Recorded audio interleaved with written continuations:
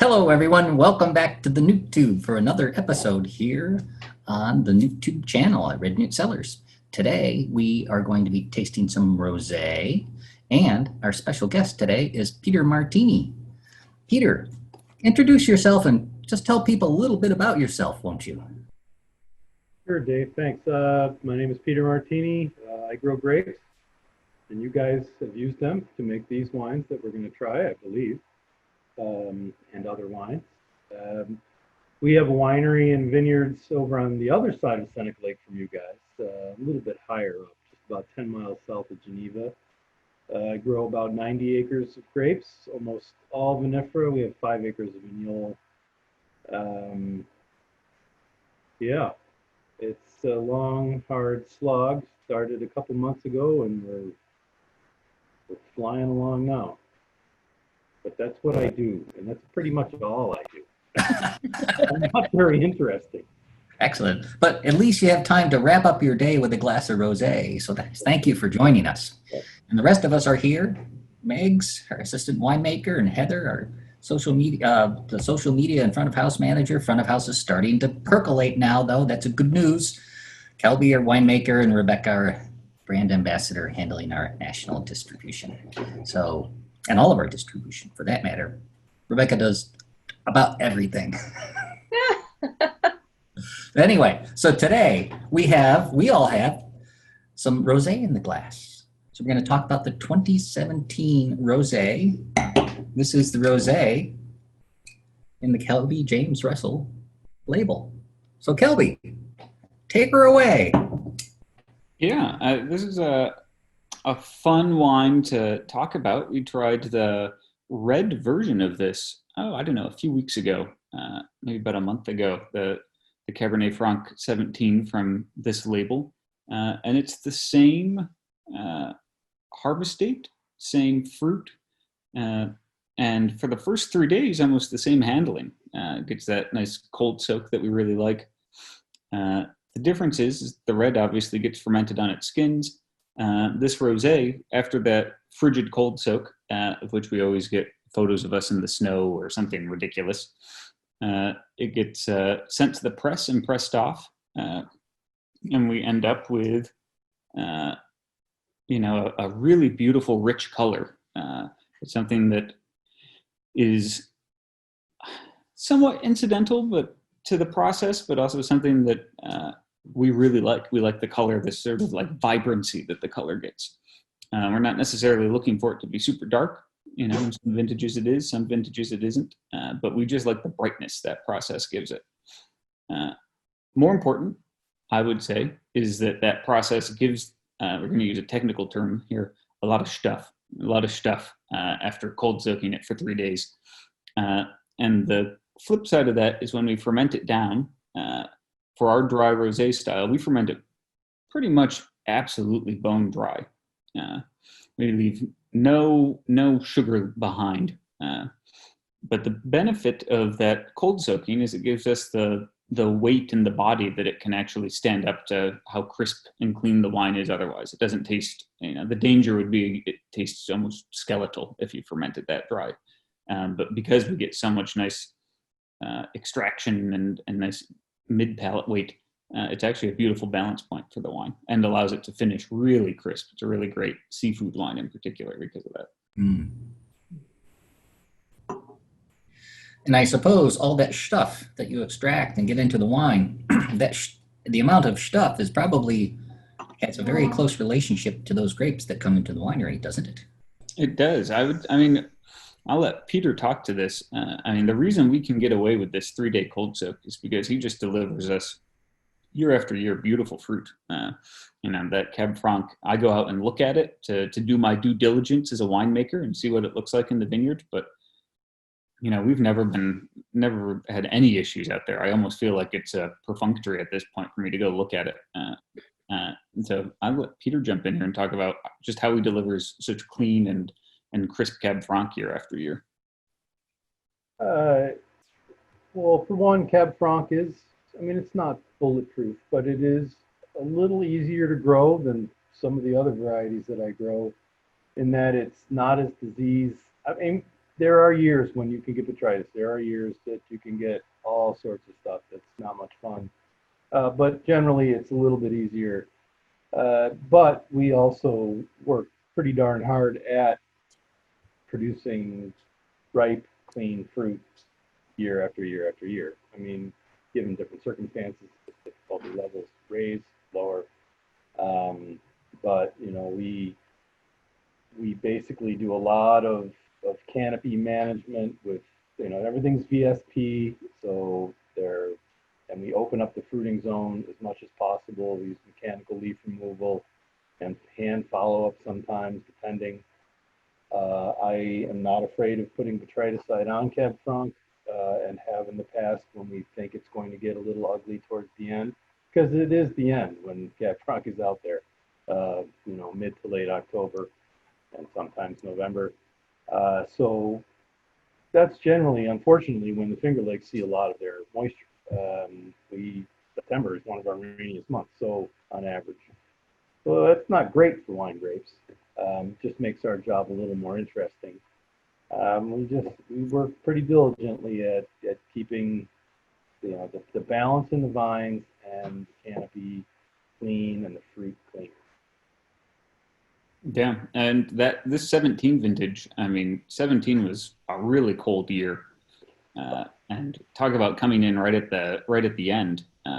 You know, I'm blanking on the exact harvest date, but this was a year when we were hanging on for dear life to get across the finish line. But you know, the fruit did it, and the numbers on the wine are beautiful, right? Like it's right around 12% alcohol, a nice acid number. There's nothing out of balance in anything that came in. It was just the nervous waiting game to get to that point.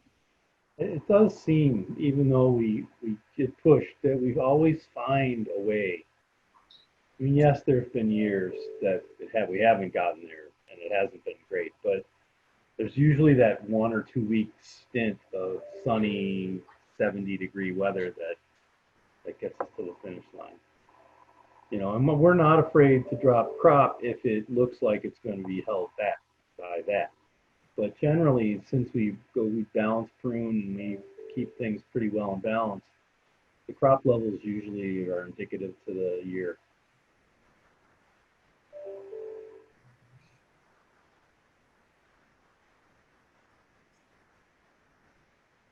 I mean, it's really smelling beautiful right now. I mean, this is something that we always find ourselves having to educate consumers on. I'll let Heather speak to that. And when we get to Saturday's tasting here, when we actually do a little even further back in vintage, you know, 17 for us is not an old rosé. This is still, to me, still drinking really bright and fresh. How have you messaged it in the tasting room, Heather?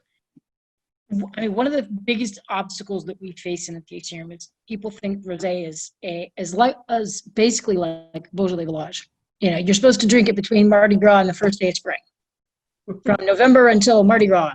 You know, they've got it entrenched in their heads that rosé has to be consumed right on the spot. There's no way to age it, and we got a little bit of a pushback at first, but when people were still tasting the 2016 rosé into 2019 and going, wow, this is amazing. This is just as fresh as it was when we bottled it. I said, well, there's a twofold factor there. Number one, rosés can age pretty well. And two, the screw cap system that we use helps that even more. So people that come in now are like, yeah, I've still got a couple of 16s. We're going to keep those.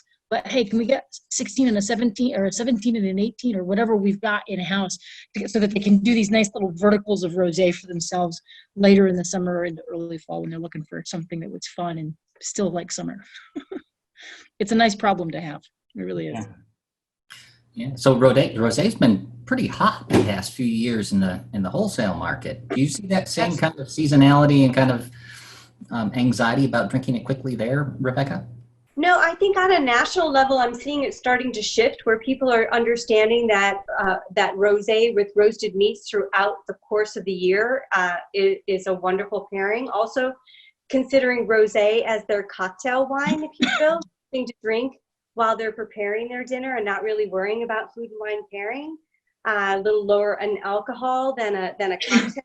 And with our screw cap, you can keep that wine really fresh throughout a couple of days and just enjoy it while you're cooking and considering. And I think it's a year-round wine that people are enjoying now. I don't think that it's just so seasonal. That's just my experience and what I'm hearing. Mhm. And I think there's been a bit of a shift. Thanksgiving was kind of like the gateway to bridge for people. I think suggesting rosé for Thanksgiving makes sense to people intuitively because it's so refreshing and it will pair with so much. And once something pairs with a Thanksgiving meal, then people I think are more I don't know, just accepting, or gets their gears turning about other meals during the winter that it's And still roasted meat. Yeah.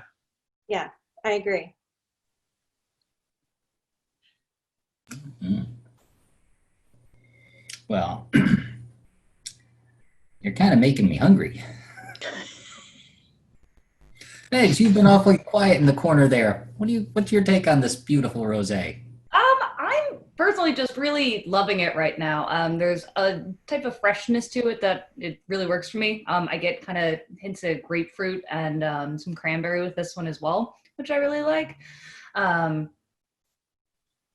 Just all in all, it's always been one of the rosés I've enjoyed, and I will continue to do so. But when we were talking about food, it really struck me how much rosé for me also stands up really nicely to heartier greens as well. You can really get away with like kale, collards, Brussels sprouts. All of those go really nicely with it. So it makes me feel like I'm healthy by having rosé and thinking about healthy greens as well.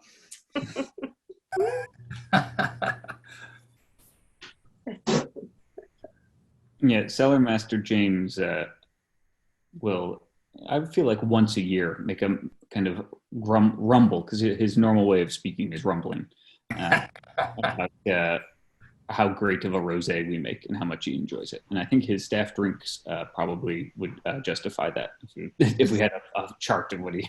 Yeah, because I don't remember the last time I saw him drink something other than rosé. Maybe in the most bitter cold of winter. He switches to Hellbender. Well, that's great. So we've established that rosé is great any time of year. This particular rosé, the 2017, is an exceptionally vibrant and delicious wine, showing just a little bit of age, but very youthful in its sort of second year in the bottle. And that it's going to go really phenomenally with things like seafood and hearty greens and other stuff. And I'm really hungry. So I think, I don't know, maybe we'll wrap this up with a little bit of continuing on that tack. So Heather, what do you think how are you going to enjoy the rest of your rosé tonight? So there's always a little bit more while I'm actually marinating the chicken today. So we're going to do some marinated chicken. I have a full load of asparagus coming in from the garden. So we're going to do some asparagus fries. I roll them in a little bit of panko and cheese, and I bake them in the oven using a little bit of Chardonnay wine flour from a friend of ours who basically makes a flour out of wine pumice, grape pumice. And she has the Chardonnay variety, and you add about 2 tablespoons to your panko coating and get a little egg in there, and you get them all nicely coated with some Parmesan cheese, and then you just bake them for about 15 minutes. Wow. Are they Crispy, like delicious. Sounds amazing. Yeah, it sounds really good. they're like kind of firm but tender in the center and Exactly. Crunchy on the outside and just like you like asparagus on the inside. So we're going to pair that with some chicken with a really nice simple marinade and just kind of enjoyed it. Yeah.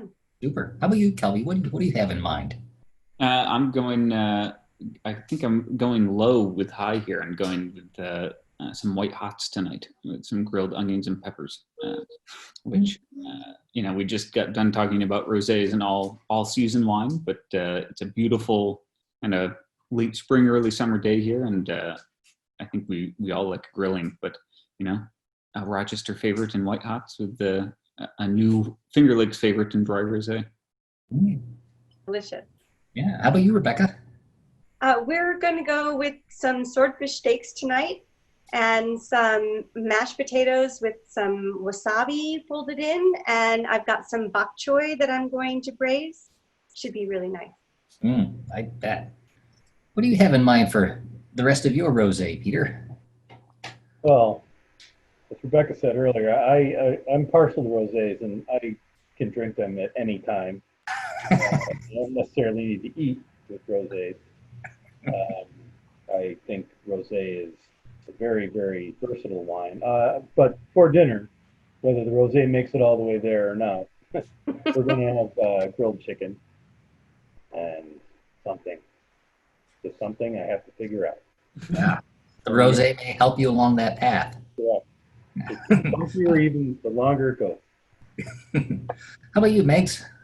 I'm going back to basics today, and I don't know what I'm making for dinner, but I did just put together a really great cheese and charcuterie board with some pickled veg, a nice medley of olives, some mustard, a nice kind of fig jam. So I think I'm going to enjoy my rosé with my cheese and meat board while I figure out what the heck I'm doing for dinner. Sounds like a good plan. I've been really inspired by all these ideas, and I did pick up some asparagus yesterday, and it's actually, I've not had any asparagus yet this season, so I'm really looking forward to that.